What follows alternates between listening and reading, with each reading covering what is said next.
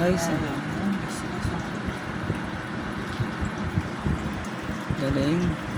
Ang ganda ng kulay nun oh. Kulay ano, green. Makintab. Nag-iiba nga kulay niyan eh. Nalimutan ko lang paano. Parang may ano ko din. Ganda. Parang matagal mo sinetup din yan. Oo. Nag-prepare pa ako ng ano mo. At yung mga gamit ko lang sa pag-ano. Kung gusto mo mag-aquarium, pwede ko tayong tulungan sa mga gamit. Okay. May mga ano ko dyan eh. Yung mga sobrang buhangin, sobrang Oo. mga ganito. Magkano ba ang isang ganito? Isang 250. Itong ano, Aquarium. itong salamin? Oo. 250 pesos lang yan? 250 lang. Oh, Mura lang yan eh. Kasi okay. lalo lang ngayon may motor ka, madali na lang sa iyo. Oo. Ako kasi nalalala mo. Oo. Ay, itong ano na to?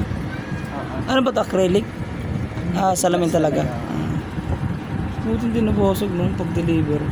Dahan-dahan lang natin sila magbuhat. Ito, hindi naman to necessary, pero pang dagdag design siya. Para saan siya? Ilaw? Hindi lang. Pang light ng ano. Ay, shit. Ano? Ano, brown out na. Tayo na.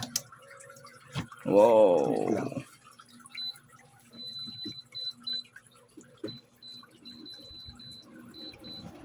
Ayaw mapawisan ng bisita ko eh. Madali na. Nailaw siya. Oh. Ang ano? Yung iilan lang dyan. Dapat ay ilaw. Lumawas.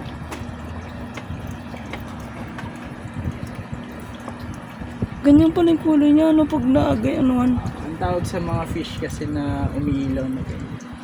Ano? Neon, ang tawag na? Neon tetra. Ganda oh. Pag naano ko pala ng ilaw, nawala ka ng ilaw, kunin mo lang isda, no? Ang ganda.